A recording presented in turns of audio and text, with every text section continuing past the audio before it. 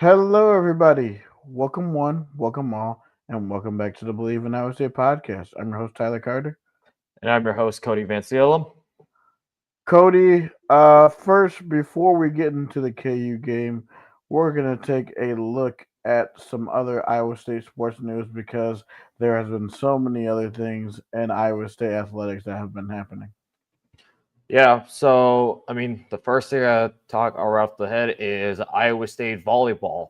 The team this year is gunning for potentially hosting the first two rounds. They most recently picked up a win over Cincinnati in 4 sets, winning 3-1. The notable player to look at is Morgan Brandt, who nearly had a triple double in the game in the match against Cincinnati with 50 assists, 11 digs, and 9 kills. He was just short of the triple double mark by 1 kill. And also not just her, but also a couple other girls were contributed hugely as both Maya Duckworth and Nayli Tia comes off of 19 kill games. So really offensively, they were really the firepower in an aerialist night as well for Faith Durandi, who hit for 8 kills at a .615 hitting percentage. So that's not the big volleyball game that everyone's looking at. The big one for that for Iowa State is the 4-1 or the 3-1 four-game win or 4-set win over number 16 TCU at home Coliseum this past Saturday. They won that game in the whiteout, which was likely one of the best atmospheres of the year for Iowa State volleyball. So they got another big win in that regard. So really, the volleyball team just continues to push towards hosting the first two rounds as in volleyball. If you were within the top four seeds, whether that be one through 16, you get to host the first two rounds of postseason volleyball. So really big for the volleyball team in that regard as they make a postseason push. Yes, and they are hot going in. So if you have any extra time in your day, please go and support our volleyball team as they are trying to make a run into the NCAA tournament. All right, we are now going to take a look at the Kansas game because it is Senior Day this weekend, and it's there's some players near and dear to our hearts that are going to be playing here on Jack Trice for the final time. So how are your vibes going into this game? I don't know, man. There's a feeling of like you don't there's not as much to play for, but I think as a fan, there's still something. I think the expectation that you had coming into the season, you wanted to play much more competitive football by this time, potentially playing for a spot in Arlington, but the season hasn't worked out that way. So it's a weird feeling. I don't really know how to feel because one of the reasons why this is like a game that I care for is because it's Senior Day, so it's huge, and it being an 11 a.m. kick. I really wish this game had much more on the line, but at the end, here's the situation we're in right now. I think it's just, can you still have some sort of pride for your team and for your program, and using that to try to really push Iowa State to win out because Iowa State wins out 8-4. I think that'll still be a solid year given what has happened, but at the same time, you can still call it a disappointment because of the preseason expectations. So I think for this one, you just really ideally just want to win out and see where you go because, I mean, you're bowl eligible now, but it's a question of where do you want to go. And it sounds like from athletic director Jamie Pollard, there's a preference to go to Phoenix to play in the Rate Bowl against a Big Ten school. Yeah, I mean, honestly, depending on who the Big Ten opponent is, I guarantee you, if we end up playing like Nebraska or somebody, that game is going to be packed because it's just an old Big 12 rivalry that people would love to see. I mean, who knows? We could play Illinois. Who knows? We could even play Iowa again and have a second Cyhawk, which would absolutely be total chaos the Oh day after yeah. Christmas. Yeah, I wouldn't imagine how toxic it would be to have another Cyhawk game in Phoenix, Arizona. But I'm curious, like out of those three schools, who would you want to play the most? Probably would be Nebraska. Nebraska, it's been almost 15 years since the last time that we've played them.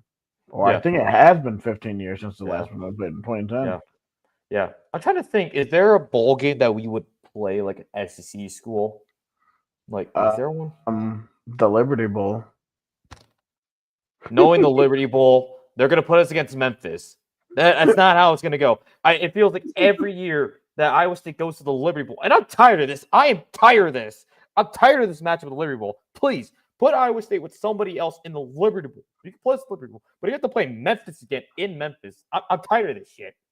But It I've seems never. like that's where it's gonna be. It seems like we're locked into the Rape Bowl, from what it seems. But Yeah, but if we were to somehow play in the Liberty Bowl against actually an SEC school instead of Memphis again, I heard some people possibly saying that we would want to play against Mizzou, if you remember the telephone trophy game. that would be a Mizzou. Really, any old rival, any old Big 12 team would be a fun matchup to play against. So it's honestly really going to depend on how the playoff rankings shake out, because the thing is that if the Big 12 gets multiple teams, everybody is going to get moved up. So we could either choose to be in Arizona, or we could end up being in a better bowl game, because I already know that Clones fans don't want to go to Orlando or Memphis again.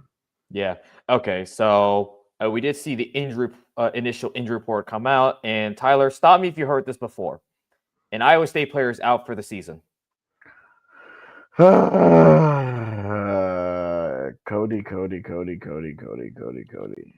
You see what's in my hand here? A drink. Yes. Take a drink for every injured player for Iowa State. Good Lord. I swear, man, like it's just like it's sort of like it's just inevitable. But I don't know. Something has got to. I don't know if it's just dumb luck or if it's just because we really do need to take a look at our strength and conditioning team, because this is ridiculous. Yeah, I mean, for it being the second year in a row, I can understand where people are coming from and the frustration. So yeah, it really feels like somehow, some way. I bet that I'll put my tinfoil hat on. Somehow, TJ Altenberger has invaded the men's or the football team's practice, and they're getting injured. That's probably what it is. Yeah, no, I completely agree, man. All right, let us go into the first matchup I wanted to look at. We're gonna look at the KU offense versus the Iowa State defense. At least for me, like, what are some of the mismatches that you look that Kansas provides against Iowa State's defense? I think number one, Jalen Daniels. He's been the guy that has given us trouble. And we saw last year that was probably the worst defensive performance that John Haycock has ever had. And I mean, Jalen Daniels, he gets it done against us. Like it's just something about the way that Jalen Daniels plays that it's a weakness for this Iowa State team. So if you're Iowa State, you want to be able to limit the ability of Jalen Daniels to use his legs, because that's kind of what killed you last year. And then his accuracy, like he's average, but he's an accurate quarterback who can scramble and make plays. So that's what I don't think Jalen Daniels is what you consider the fastest quarterback, but he's certainly an agile one who can get space real fast. And if you are playing horizontally, you better have your gaps. You better be disciplined in your gaps. Otherwise, he's just gonna scramble for extra yardage. So it's gonna go through him. Is my number one thing to look at is Jalen Daniels versus this defense, and it starts with the front seven. And last year, Dominique Orange did not play in the game last year against Kansas. He didn't even travel with the team, so that was a big part of why Kansas was able to get what they wanted.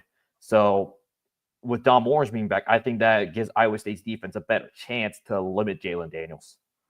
No, I completely agree. One thing I'm nervous about is that his escapability. I do want to take a look at some of the weapons that they have, or if you could pull that up real quick. Just wanted to see maybe who else we're dealing with. I know they don't basically all their good receivers left last season, but I just wanted to see who he's been throwing it to. Yeah. Fortunately, I know Deshaun Hanukkah was a part of the offense, but I know that I think he had an injury, a season-ending injury earlier. I'm pulling it up right now. Yeah.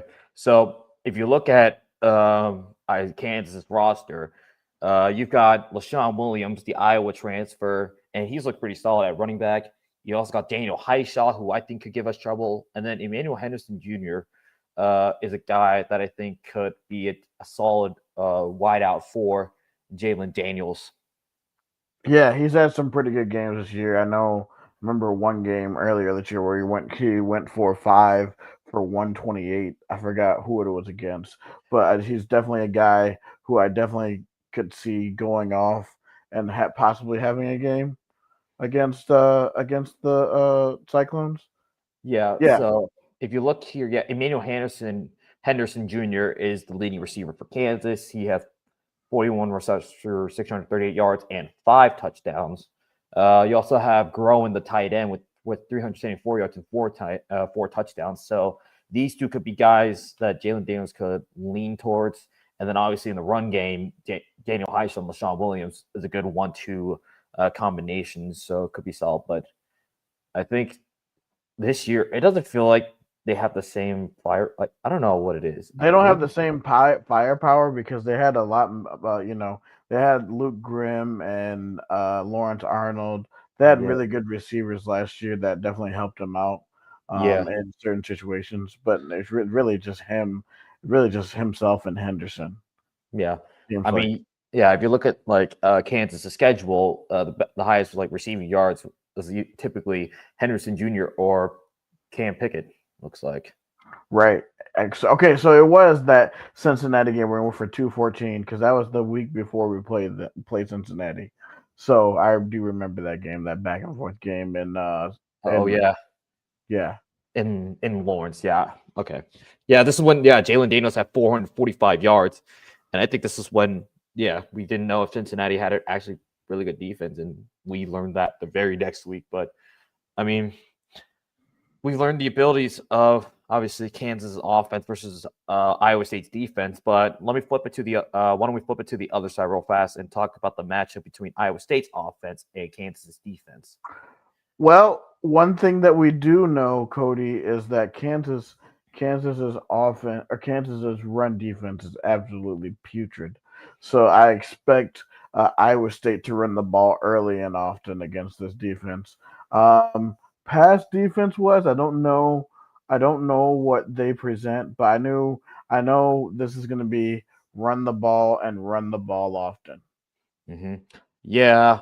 Okay, errors. I'm trying to find a good game where somebody just ran all over them. All right, we can maybe look at Kansas State potentially. Yeah, I know Kansas State ran for tons of yards against them. Let me just take a look at okay. There. Yeah, I mean that's the thing that I hearing Iowa State people talk about. I was listening to Iowa. I was listening to 2 guys named Chris. Yes, I was talking to them, listening to them yesterday, and they basically said for Iowa State, you just got to run. Just like you ever see like you've seen the meme where it's like run through a motherfucker's face on Twitter. Yep, that's basically what this has to be. Like if you're Iowa State, you just got to run it down their throats. I don't care. I don't care if you run it 40, 50 times in a single game in the game. You go to it because Carson Hansen, Abu Sama are a good 1-2 combo. And if you want to throw in quarterbacks, why don't you throw in Connor Mobley, Alex Mansky, 2 guys that we've seen take action like on the field at times. If you want to protect like Rocco Beck and you don't want him running as much, but I mean with Rocco running, you saw what he did against TCU. It may not have been much, but maybe. It's an analogy I hear our good friend Jake Brent talk about. Maybe you just need like that one like drive to go in. You just need a shot go in, something like that. Maybe that TCU game, that 40-yard scramble and that fake bootleg to get the first down, essentially ice the game against TCU. Maybe that's what Rocco Beck needed to still be confident he can like scramble and get yards using his legs. Well, that and then we've actually found out that he was actually hurt and that it wasn't a mental block. Now we know that like it really wasn't a mental block and he actually was hurt. So that sort of actually makes me feel better and a lot more confident that he could get through this. But I think we see a heavy dose of Carson Hansen and Abu Sama this game. Yeah. With some pass game mixed up with, I think we see the tight ends a lot in this game. Yeah. I mean, we talked about tight ends. Yeah, Gabe Burkle after the year. So we might be seeing Cooper Alexander step up. Yeah. And who knows? Hopefully we see Ben Bramer because, the fact that we talked about, I think we might have talked about this, the fact that he even came on the field against TCU after the scary hit he took against Arizona State, and then he scored a touchdown. I like that. So, looking at this matchup here, yeah, Carson Hansen, you just feed him the ball because he's the kind of guy that gets you like those tougher yards. And Abu Sama, I wonder if he's due for one of those like explosive games where he just gets like 200 yards on the ground and multiple TDs. I don't know, but like obviously his best performance in his career was against Kansas State and Snowmageddon for 200 when he had 270 yards and what was it, 3 or 4 touchdowns, whatever the number was. But I don't know if Abu Salma's going to replicate that, but I think with this type of run defense, this relatively weak run defense, Abu Salma could have a day similar to that. And also Carson Hansen just continues to be like the running back one. And I'm saying this to the coaching staff. If you're inside the 5-yard line, you just hand it off to Carson Hansen. I don't care how many tries it takes. You just let Carson Hansen run with the football. Don't try anything fancy. You just let him run with it inside the 5 because he's guaranteed to score a touchdown. And that's kind of one of the weaknesses that Iowa State has had is converting in the red zone, whether it's bad penalties, bad execution, or whatever the case may be. Iowa State just had a weakness to execute in the red zone. So if they can do that in this game, I think this could be a game that blows wide open in favor of Iowa State. Completely agree. All right. Now for you, as we move on to the next segment, as always, what are going to be your 3 keys to victory for Iowa State to get their 7th win of the season? I'd say first thing Iowa State has to do is establish the ground game, like we've talked about basically this entire segment. You just run it down the throat. You keep the game simple. You hand it off to Sama and Hansen, and you let them just run all over that Kansas run defense. You let them rack up all those yards and give Rocco an easier time. And speaking of that, with Rocco, now that he has some confidence back, I think you just got to get him in rhythm. He doesn't have to play outstandingly. He's just got to play. He's just got to be average quarterback, make the plays when you need to, and don't take more than what the defense. Don't try to get more than what the defense gives you. And then number 3, you have fun. You're not playing for anything. You're playing for the seniors, so you just got to have a lot of fun in this game. And I think that's the key to win this game is you just got to make the game fun again. Yes, I agree. So for me, number one, establish the ground game. Number 2, be efficient. In the pass game, be efficient. Take what the defense giving you. If you only can get 4 yards on that, get 4. If you see your running lane, get to the running lane, get what you can get on the ground. If Rocco is running, probably won't see him running a lot, but if Rocco's running like we saw in the TCU game a few weeks ago, get the yardage. If you see somebody, at least in the pass game, get 4 yards. Like anything that can get you into third and manageable. Anything between that's 3rd and 4 or shorter. And then lastly, play confident. I mean, like you said, there's all things of consequence are basically gone.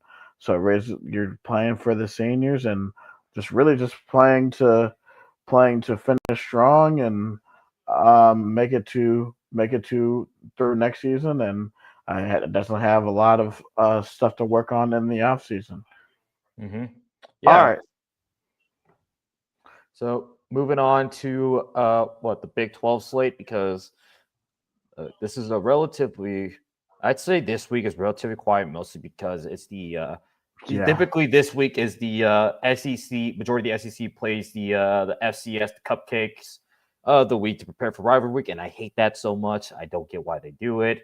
Like, come on, man, we're playing November football. Why are we wasting a game on an FCS school? You could have done this in September. But no, you want to have a cupcake game before rivalry week. So that's just the thing that irks me. That always irked me. But that's another story for another day. But we got to talk about some beautiful MACtion. I love when MACtion is prime college football. I mean, we take a look. Akron and Bowling Green went right down to the wire. 19-16 was the final score. And Akron, I guess they finished 5-7, so great for them. They obviously aren't going to qualify for bowling. It didn't really matter, but nothing too crazy. Western Michigan just uses a second half to pull away from Northern Illinois. They are 7-4, 6-1 in the MAC. So they are looking to be the number 1 seed heading into the MAC Conference Championship game. The Bobcats of Ohio, I mean, did we have any confidence in UMass? No. I mean, and it looks like if you bet the under for, I don't even know what the under was for wins for UMass, but if you hit the under, then you win because it looks like they're about to go winless. I mean, that's, you know what, please, like UMass, do not, you're about to make history going winless. Please don't mess it up with the win. Don't mess it up, please. Because it doesn't hit the same. Miami of Ohio, they are able to just pour it on the second and third quarter. They use a pretty decent second and third quarter to pull away from Buffalo. That game was never in contention. And then Central Michigan gets the win over Kent State, and they're trying to keep up with Ohio and hoping for some chaos to happen, because if we look at the MAC standings, there's quite a bit of chaos for that second place spot. Mm-hmm. And then we talk about, and it looks like is Toledo. Wait, this is weird to look at. Is Toledo on bye week or? Oh, I think there's some. Yeah, Toledo might have been. Oh no, they played Ball State. Okay, they play later. So that was some midweek action. Tonight we've got the Raging Cajuns, Louisiana, taking on a familiar friend of Iowa State, Arkansas State. That game will be kicking off here in a few minutes. So yeah, and then Friday we've got Florida State trying to salvage anything from this year as they take on the Wolfpack of NC State. I mean, both teams are fighting for bowl eligibility. They're both trying to stay alive to make sure they can go to a bowl game. And, man, the Florida State conundrum, man. Yeah, they are an interesting case of just like NIL because it worked for them 1 year and then it just absolutely just blew up in their face and went 2-10. Now they're just fighting for bowl eligibility, but I do think they're going to be safely in the bowl game. I think they win the next 2 games because Florida is just an absolute mess right now. Yeah, man, I thought after the Alabama win maybe they could do something, but nope. It turns out they're the same old Seminoles. Yeah. Oh, this is actually a very, very underrated game. Hawaii, who surprisingly has had a very good season, 7-3, goes on the road to Vegas, where my Cowboys got a win on Monday night. Yes, sir. Against the UNLV, Dan Mullen and the UNLV Rebels. Yeah, and I mean this one has Mountain West implications because San Diego State clearly has they have the advantage for the first place spot, but I mean you look at the Mountain West, there's a 5-way tie for second place. So you're fighting for you're fighting for a spot in the Mountain West Conference Championship game. So this is probably where I don't know what happened there, but okay. I don't even know what happened there. Here, let me I'll pull it up. Yeah. I can't believe that just happened, but it's like things happen, man.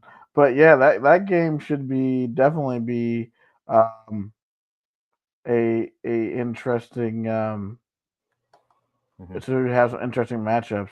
Yeah. Okay. But let me while you pull that up, I'm giving a live update to the Iowa State women's basketball team who is playing the my beloved Drake Bulldogs at the Knapp Center. Iowa State they went up 25-5 after the first quarter. Wow. So the women are looking strong right now. Let's hope that they can keep that up down in Des Moines. Yeah, I think I saw they went on what was it? It was like a 16-0 run to start the game. Wow. Yeah. This might be the most talented women's team that we've ever seen. Hopefully, yeah. And I think the vibes are really high for this team because I mean they're having a lot of fun. And I think that's key for them as well. So I think something last year was it wasn't exactly clicking for them consistently. And so far, I mean Drake did give them some troubles last year. It looks like this year thus far they are taking care of business. And this fun fact for this game, for Drake Iowa State, Drake has won 4 straight over the Cyclones in the Knapp Center. So the Bulldogs has given Iowa State some trouble in the past, but as it goes right now, Iowa State is taking care of business in what is the first really like actually decent opponent for the Cyclones. So let's see how that goes. Yeah, we gotta see how that goes. Here are some other games in the FBS. We also have at 6:30, we have Tennessee going on the road to the Swamp as they go and play the Florida Gators, who are still trying to look for a coach right now at 2-5 in the SEC, 3-7 overall. That's a six. Wait, is that a primetime game? Yes, it's a primetime game, but this is probably the best game on TV because you got to remember, bro, this is the bye week where every other SEC team plays a Yeah. garbage team. Plus, everybody thought that this game coming into the year was going to actually mean something. So, Yep. So I guess good job with that one, Florida. yep, we have Rutgers playing Ohio State. And then I think another game at 11 a.m. that I think could be sneaky good. You have Missouri going on the road to Norman to play Oklahoma. Mm-hmm. Oklahoma still has a lot to play for at 8-2, getting a huge win in Tuscaloosa against Alabama last weekend. Yeah. So And they have a chance to get into playoff. Yeah, and boy, that kind of messed things up for the fans of the Big 12 who want to get multiple teams in because we saw in the latest college football playoff rankings, the first two teams out are both BYU and Utah. So the chaos has not worked well in favor of the Big 12 conference as a whole because you're trying to get multiple teams in, and you know how perception plays out just with the number of teams in. So, right. So there's still a possibility for the Big 12 to get multiple teams in, but it's going to take a little more chaos. So who knows? Maybe a Mizzou beats Oklahoma, or there's other chaos that goes around. We'll have to see.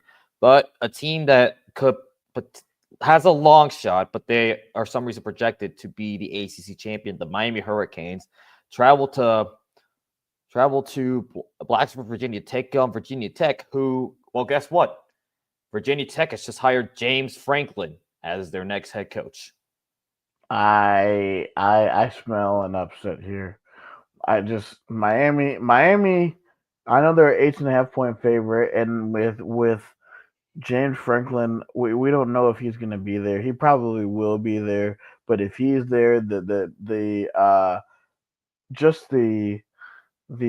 energy in the stadium is just going to be different in Lane Stadium, where they're going to have some juice. Like, man, we actually have a good coach now. Yeah.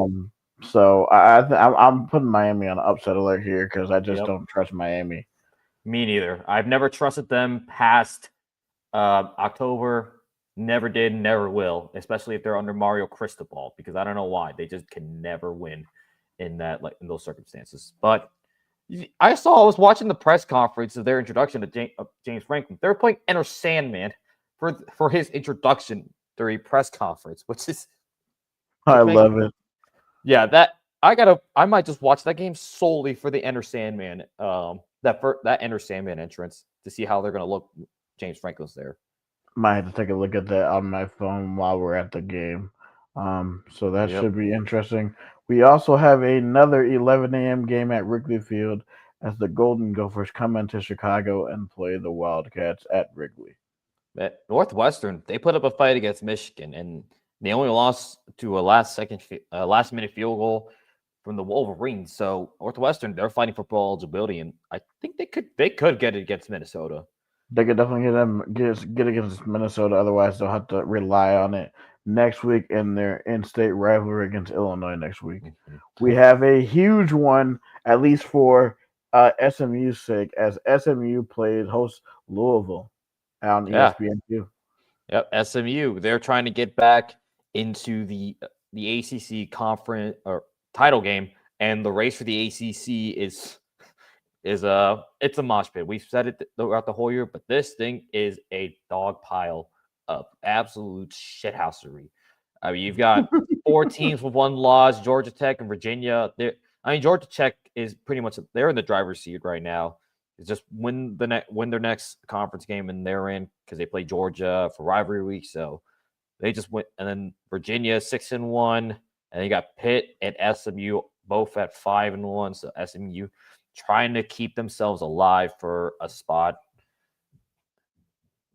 Yes, SMU is a playoff contestant from last year. See if they can actually win the conference and make it back to the playoff. Mm-hmm. We have a interesting out of conference game in the second to last week of the year. We have Delaware going on the road to Wake Forest. As you know, this is Delaware's first season as an FBS team, and they are on the verge of bowl eligibility. Only thing is that now they have to wait 2 years to actually make it to a bowl game. Since when you come up as a FBS team, you have I believe it was like a 2 year probation period before you can make it to a bowl game, which is sort of like one of the dumbest rules I've ever seen. Yeah, Them, it's them and Missouri State. I never understood. I've never understood that rule. Like, have you ever understood that rule? Because I never did, and never will. But anyways, yeah. So who knows? Maybe these 17.5 point underdogs are the Fighting Blue Hens against Wake Forest. So, all right. Well, I guess we're from Delaware because known elite quarterback Joe Flacco is an alum of that school. Yes. So Blue Hens are going to be fighting for bowl eligibility. No, they're not. They can't go to the bowl game. Yep. All right. We have Army hosting Tulsa at home at 11 a.m. as well. Army is on the verge of bowl eligibility if they win this game. Mm-hmm. Yep. So Army, they're gonna definitely try to bolster their wins before the Army Navy game. Those Army uniforms are those are pretty. You see the new the uniforms that Army's gonna be wearing for the Army Navy game? I did not. Let me look. I think I saw. I think it was like On3 posted something about it. All right, let me go there on my X. Yep. I mean, it's a thing of beauty. Yeah, I mean, we're gonna share that real quick. I got it. So. Oh, okay. Let me switch over to yours, and then we'll go back. Yep. Dun, dun, dun, dun. And ooh, oh, those are beautiful. I love that. Mm-hmm. So that's the Army uniforms, but also I think earlier today, or a couple days ago, Navy released their uniforms, and that's gonna be right above it, right here. Oh, yeah, Navy's gonna destroy them. Oh, dude! And speaking of Navy, what's crazy is they could potentially win the American Conference title game and be in the playoffs before they play Army. Yeah, bro. We need Navy. We need Navy to win. We need Navy to make the playoff, dude. Yeah, I mean it is. I mean, I did see like on the college football playoff rankings, it is projected that Tulane is going to be the best Group of 6 champion and going to get that playoff spot. But you know who is making their case for that spot? We got to go James Madison. Yep, the Dukes of James Madison University. If you can pull up, yep, they will be hosting Washington State. Washington State actually having a solid year as one of the two sole members of the Pac-12. They traveled to Harrisonburg, Virginia to take on the Dukes of James Madison. And James Madison, their spot is locked for the Sun Belt Conference title game.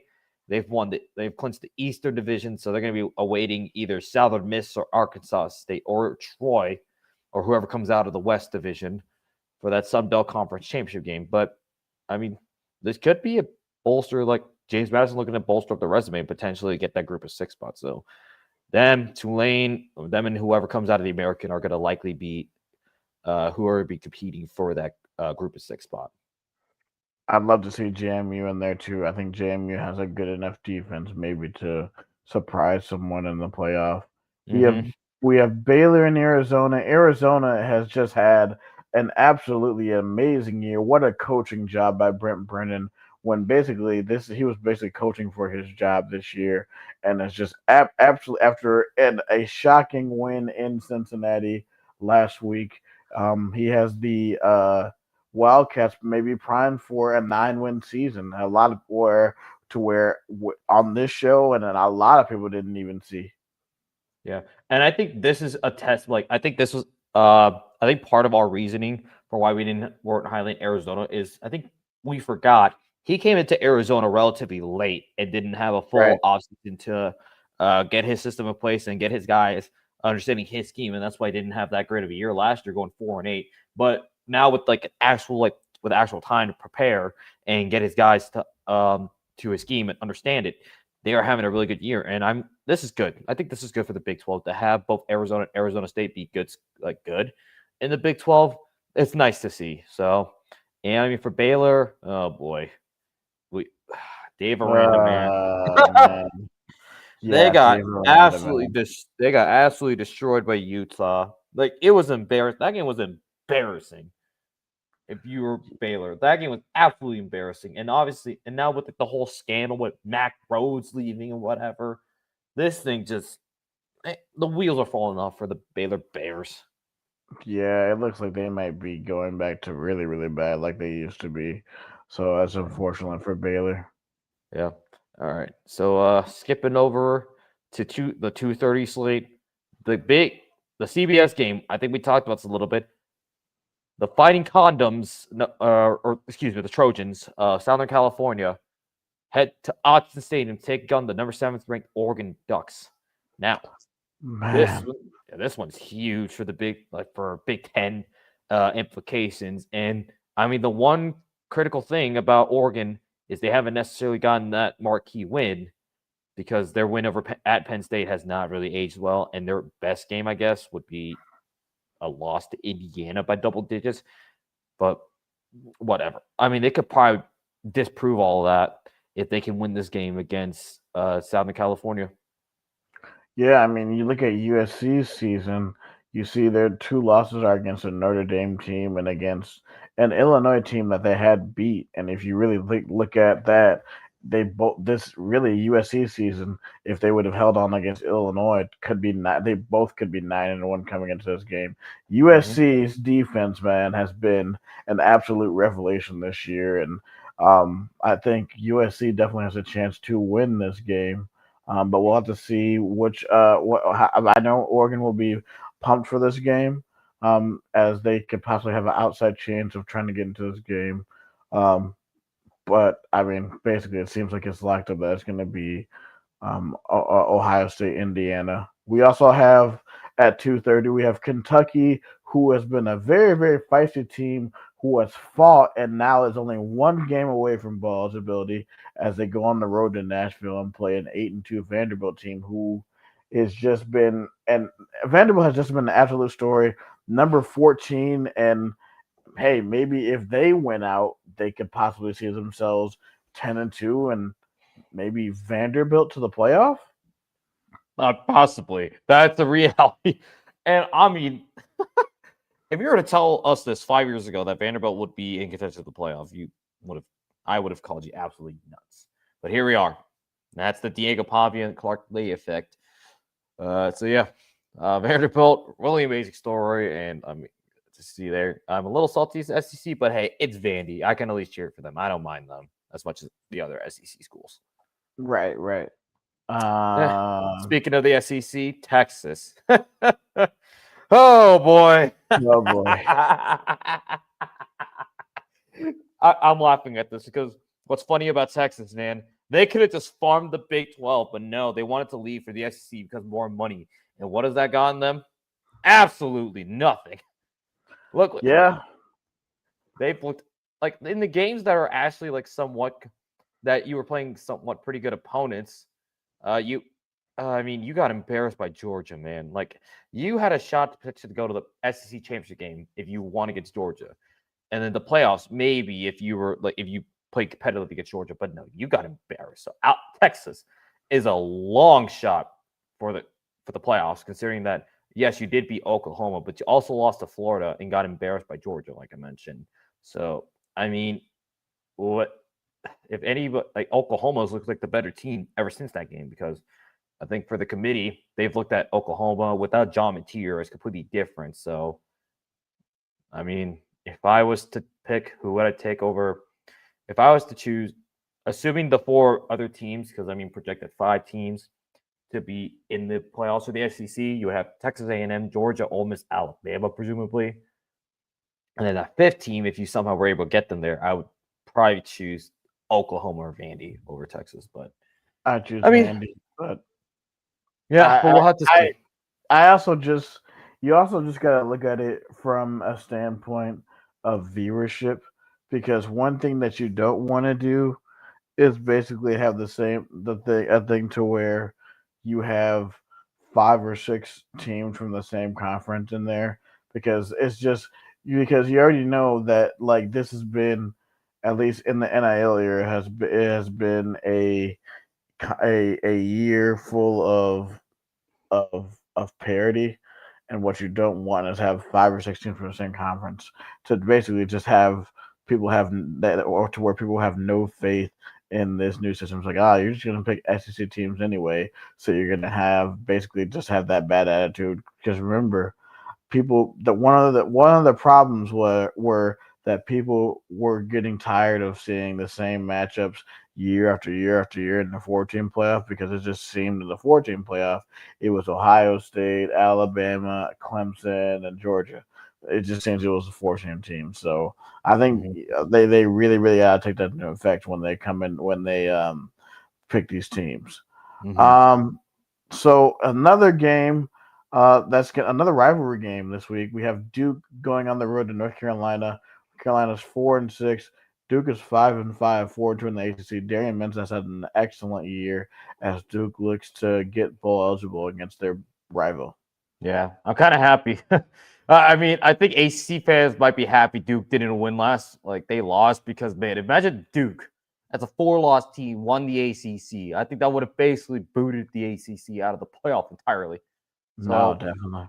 That kind of would have been funny to watch, but yeah, there's not much I can say. Duke is just going to run all over North Carolina, foreshadowing the basketball as well. Just saying. Right. And then we have East Carolina going on the road to San Antonio. East Carolina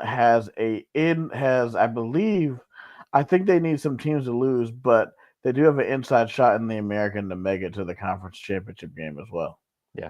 They're currently in a 3-way tie at 5-1 with North Texas and Tulane. And as you see right below, Tulane plays Temple. So you're hoping that if you're East Carolina, you're hoping that Tulane slips up and you win against UTSA. So that's what you're looking out for if you're an East Carolina fan, for Tulane to slip up at Temple. Yeah, I mean, Temple is a feisty squad. Temple's also looking to get bowl eligible in Philly at the link. We have at 3:00, we have on ESPN2, we have K-State going on the road as a 17.5-point underdog to play the Utah Utes, who are still trying to, as a long shot, try to make it into the Big 12 title game, as well as maybe be an at-large. I think if you're a Big 12 fan, your best hope is for Utah to be in that, like, to win out but not go to the conference championship game. You're hoping that ideally the conference championship game is a rematch of Texas Tech BYU, and I think in that situation you want BYU to win the conference title, because that'll keep Texas Tech still in the playoff field.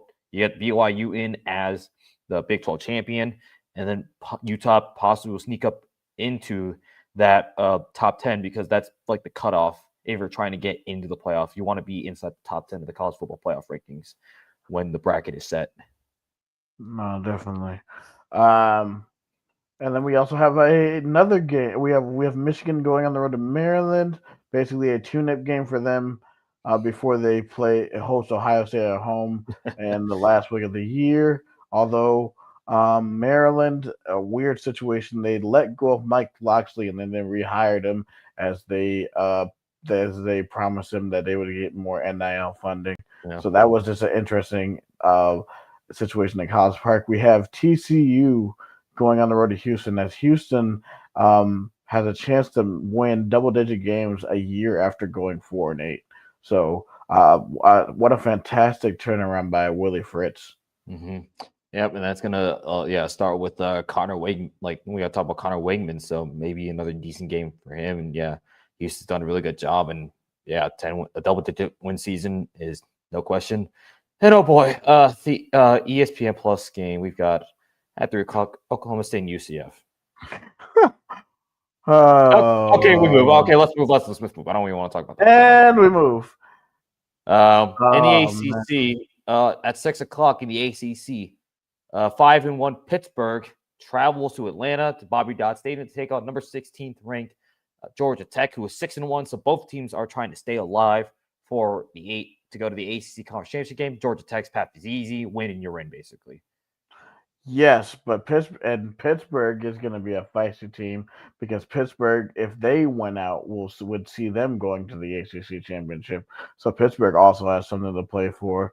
One of the other ones I want to talk about was Coastal Carolina going on the road to play South Carolina. I'm picking Coastal Carolina to upset the Gamecocks in that one. And then you have Furman going on the road to play Clemson, who is also fighting for bowl eligibility. So watch out, Clemson in that one. We also have what else we got? Nebraska, Penn State. Hold on, I want to talk about Nebraska, Penn State. Oh boy, Penn State! Congratulations, you finally gotten your first conference win of the year. I mean, you did beat a winless Michigan State, but I digress. You finally did it. Somewhere Chris Hassel smiling and can finally say that Penn State is a decent team. Man, that was one of the funniest bits that I've seen on Two Guys. Is Chris Hassel trying to hype up Penn State, even though they were 0-6 in the conference up to that point. But I mean, Nebraska, they're kind of limping into this game because they're without star quarterback Dylan Raiola.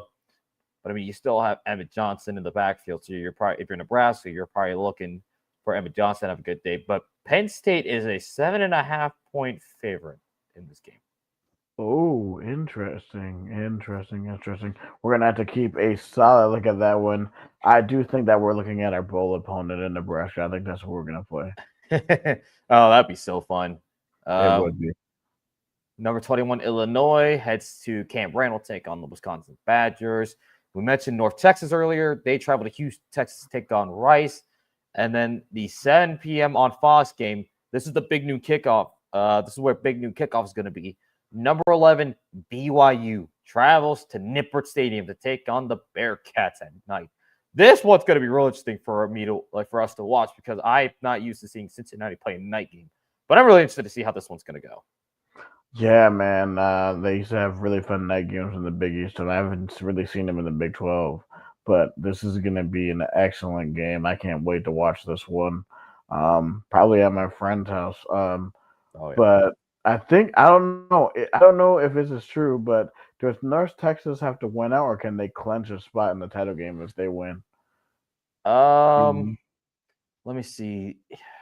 Tulane. So Tulane's loss was to UTSA. North Texas has played UTSA. So if both Tulane and North Texas win out, North Texas would go in over Tulane because of the common opponent, UTSA. Okay. I think that would be what it is. Yeah, the common opponent. So they would have lost to UTSA. I'm trying to look for any more common opponents for them. UTSA is the big one. South Florida, they don't play them. So there's some tiebreakers that go on, but I think North Texas is in a better spot to go to the American than Tulane. But Tulane could potentially do it. Maybe got it somewhere. But going further down, I mean, number 25, 25, Arizona State travels to Boulder to take on Colorado. There's not much need to be said there. So enough said.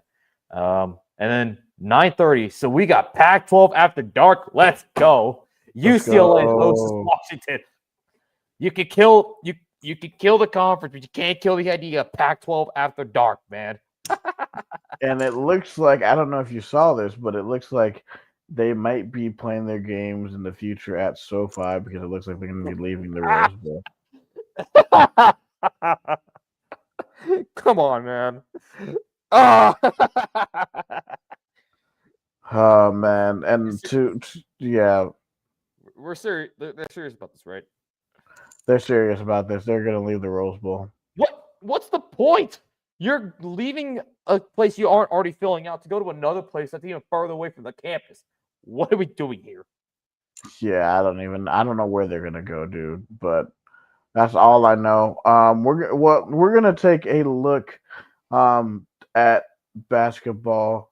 obviously we're going to take a look at our Cyclones first, but we do have to look at some of the non-con schedule for the Big 12 because the Big 12 has been killing it, specifically Arizona. Oh man, it's bear down in the Big 12, right? Bear down Big 12 right now because boy, oh boy, they have gone on a bit of a run for themselves.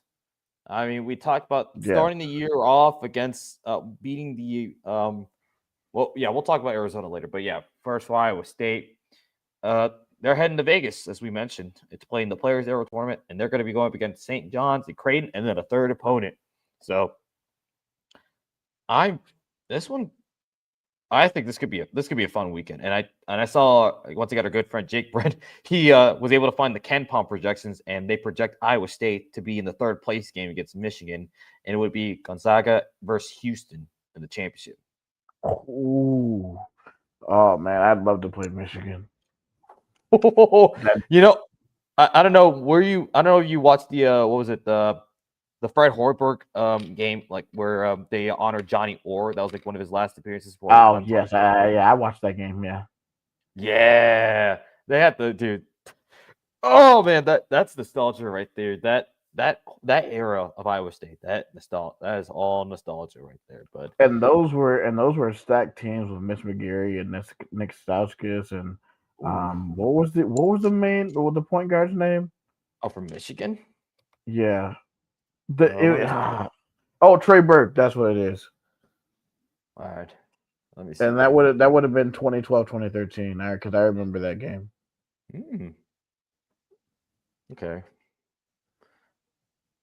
But for Cyclone fans, if you wanna, make sure to tune in at 3:30 p.m. on the 24th and 1 p.m. on the 25th. So if you're at work, maybe you sneak it a little bit. If you have YouTube TV on your phone, watch it on your phone while you're finishing up work. Mm-hmm. Yeah, but if you're in Vegas, oh, it's gonna be a fun time. I know it's gonna be a fun time in Vegas for our Iowa State fans. Like, there's like a good number of them.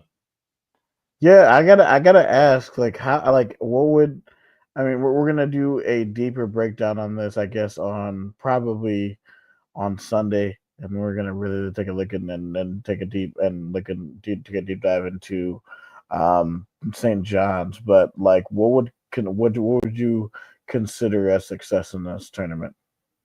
I'd say if you go 2-1, that would be ideal. You go 2-1. Yeah, I agree. If you go 2-1, maybe 3-0, because obviously NIL money's on the line. Yeah, I mean, there is a world where Iowa State can go 3-0 because, I mean, if they put on a performance like what they did against Mississippi State on St. John's, because I think we mentioned it before, St. John's plays a lot like Mississippi State, so we could potentially get in there. And then with Creighton, I'm interested to see that match, the 5 match between Blake Buchanan and Owen Freeman, because in the scrimmage, Owen Freeman didn't play in the scrimmage versus us back in October. So I'm really interested to see how that 5 match is going to go.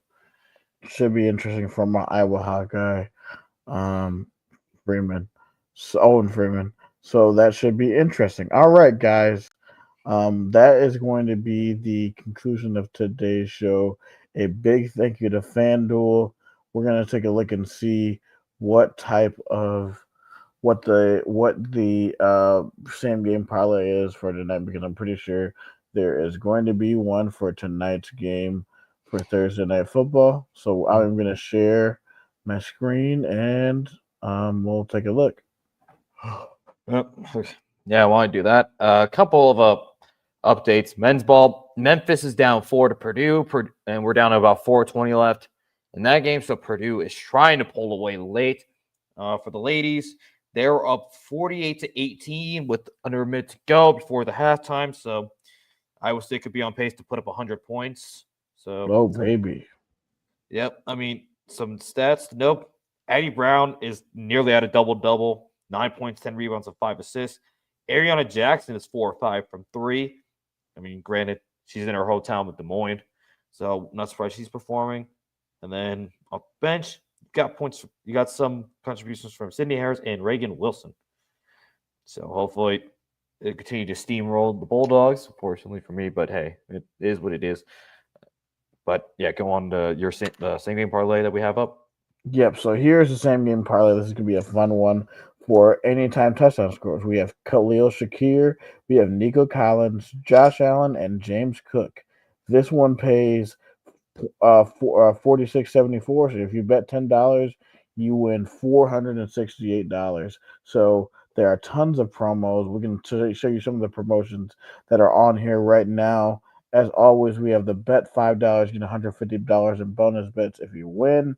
You have the $10 million jackpot to get your share of $2 million in bonus bets. We have a 30% profit boost for this game. If you're into the NBA, 25% uh, profit boost on a 3+ leg same game parlay. Same with the NHL.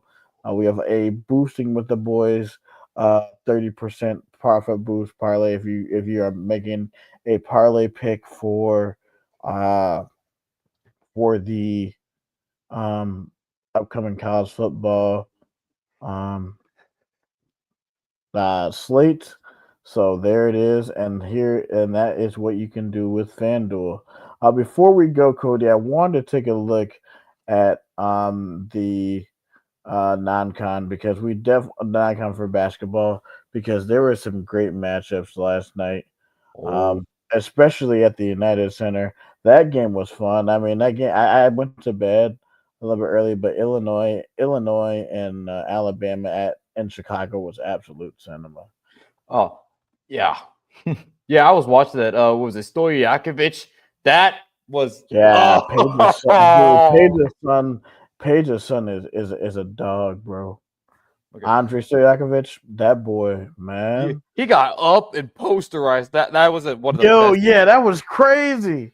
You know, it's also crazy. I saw a video. They used the Chicago Bulls intro to introduce their starting lineups, which I was like, I mean, you got to if it's Illinois. it makes a lot of sense. But yeah, we mentioned Memphis is falling a bit behind. They're trying to keep up Purdue. But yesterday, we got to talk about Arizona, man. The Arizona Wildcats, well, they go into Stores, Man, Connecticut, and they get a big win as Jaden Bradley's like Jaden Bradley, I think is like he's putting his case as player like point guard of the year. 21 points for that man. And I mean, he is the guy right now for Arizona. yeah, I mean, and Arizona already has 2 top 5 wins. One over defending the opening game of the year, where they beat defending national championship my Florida Gators, and they go on the road to Stores and beat a very very good UConn team. Yeah. Arizona is definitely going to be a force to be reckoned with in the Yeah. Big 12. And yeah, I mean, and they not to add, they also beat top 15 UCLA down was it Intuit Dome in Pasadena. Uh-huh. Yep. And I mean, we take a look at Arizona. They also have to go. They get to go up against Auburn and Alabama. So, and I think they're hosting both of them in Tucson. No. Oh Okay. No. baby, No. Okay. So they aren't. So they're hosting Auburn in Tucson, but it looks like it's going to be a neutral site game for Arizona, Alabama. But man, oh dude, this might be the greatest start off to a season. Imagine if you get both those games. oh dude, they're going to no doubt be like the team to beat in the Big 12. Because I mean, like, If you get both those, dude, man. yeah, and then yeah, we speaking of Auburn, Houston, they got the win over Auburn yesterday as well. Yeah, man, they actually got a huge win over Auburn and Birmingham. Let me Yeah, go to Houston. yep, and so yeah, the Cougs are looking to because I mean this is who they also get to play out of the SEC. They get to play against Tennessee in Vegas, and then they also play again. They get to go up against Arkansas in the Prudential Center. So, And that is going to be a fun game because Arkansas is a team that made it to the Sweet 16 last year. yeah, that coaching match between Kelvin Sampson and John Calipari is. I'm interested to see how that one's going to play out. But yeah, oh, dude, life is good. If if we're the Big 12 right now, you're getting fed great matchups, and I mean it's gonna just oh man. Yeah, you look at them. You see they play Syracuse in the tournament, and they also play Tennessee, and then Florida State. They host Florida State on Peacock on the 6th. Yeah. So I mean, and then they play Arkansas on the 20th at 4:30 on CBS. So it is ramping up in the college basketball season, Yeah. man. I'm Oh, so excited. yeah. And I mean, we can go. We could preview tomorrow as well because there's a big a non-con matchup for the Big 12 as well, and it involves the BYU Cougars. So Oh go to yeah, BYU. let's go Yeah. So there. go to. So yeah, go find. Yeah, BYU. BYU. Yeah. All right, 1 second. Yep. Oh. Yep. Right there. Oh, Wisconsin. Yeah. So BYU Oh, coming off that loss to UConn at the Boston Celtics arena. They get to head to the Bad Boy Mower Series in Salt Lake City, which is essentially going to be a home game for them. They go against number 23 Wisconsin. So I wouldn't be surprised if BYU packs the place because it's like what is it, like a 30-minute drive for them or something like that? yeah, they're pretty close to Salt Lake City. But obviously, Um, and this is a rematch of the round of 32 game, which oh, was an absolute dandy in the that, NCAA tournament last season. So, that so fun. which, That yeah, part of me is like, you know what? As much as I didn't like BYU at the time because they twice shot the lights out of us, it was fun seeing Wisconsin get their ass beat again in the round of 32 to a Big 12 team. Because I'm I agree. like, man, Wisconsin versus the Big 12 in the round of 32, not so fun for them. It has not been kind in the last 5 years. Yeah. So, dude, I'm just ready for this basketball season is gonna be beautiful. We're about to feast just this entire next week with the players era, and there's so much more like Maui, whatever. But there's a lot of We got non-conference. Maui, we got Purdue, so like all that's coming up, especially if we have a good showing in this tournament. And I'm gonna be pumped for non-con against Purdue and against Iowa. Yep. Can't wait. All Me right. neither. So thank you guys once again for watching the Believe in Iowa State podcast. You can find us on our 6 forms of social media: YouTube, Instagram, Facebook, Twitter, TikTok, and Twitch. Twitch is Believe in ISU 2025. You can find us on Twitter at SciTie Guy, me for Tyler, Cody. You can find at Fomac Campbell. That is going to be the conclusion of tonight's show. For Tyler Carter, And for Cody Vanciolo, this is the Believe in Iowa State podcast. Roll clones, baby. go Cyclones.